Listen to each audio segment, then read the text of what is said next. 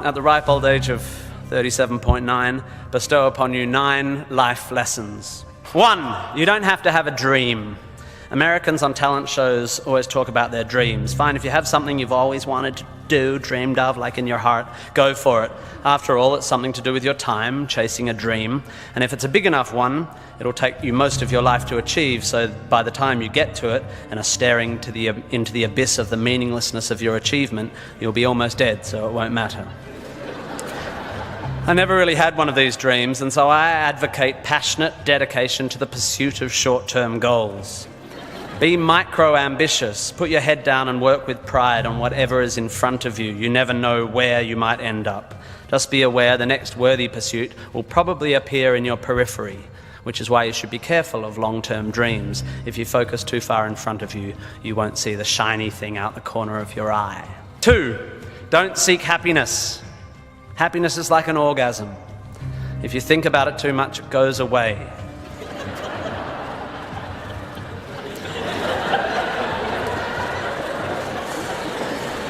Keep busy and aim to make someone else happy, and you might find you get some as a side effect. We didn't evolve to be constantly content.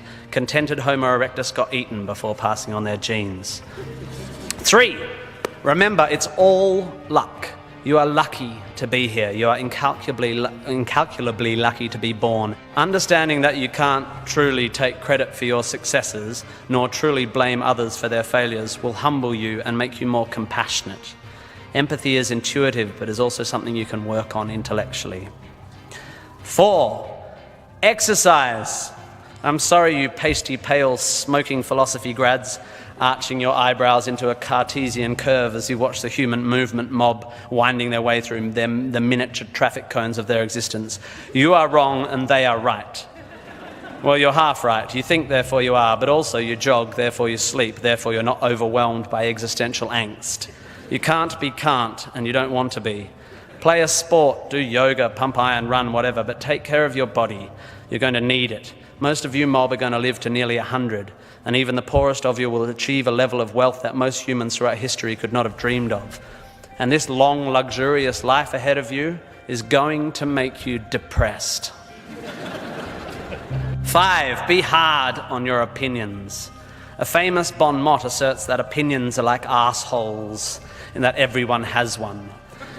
There is great wisdom in this, but I would add that opinions differ significantly from arseholes, and that yours should be constantly and thoroughly examined.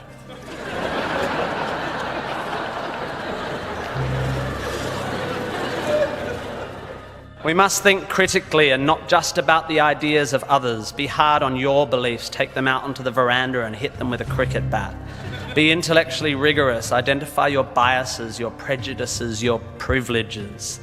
Most of society's arguments are kept alive by a failure to acknowledge nuance. We tend to generate false dichotomies and then try to argue one point using 2 entirely different sets of assumptions, like 2 tennis players trying to win a match by hitting beautifully executed shots from either end of separate tennis courts. 6, be a teacher. Please, please, please be a teacher.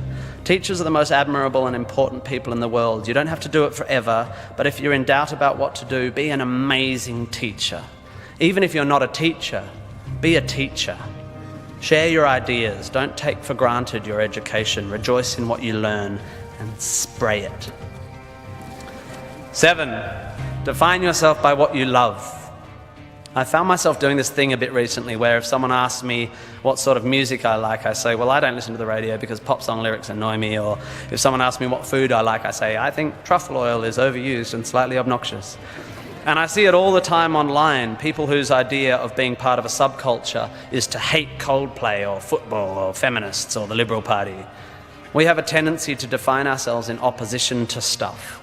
As a comedian, I make my living out of it. But try to also express your passion for things you love.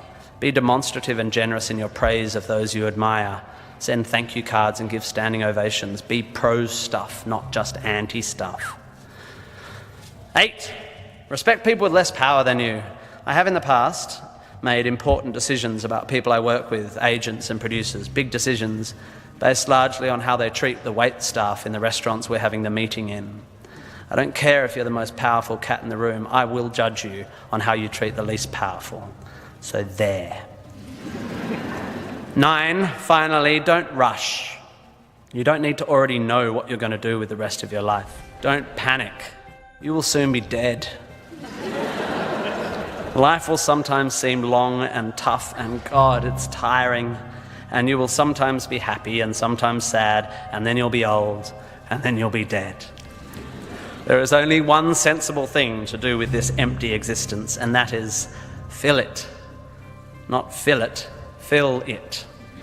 Life is best filled by learning as much as you can about as much as you can, taking pride in whatever you're doing, having compassion, sharing ideas, running, being enthusiastic.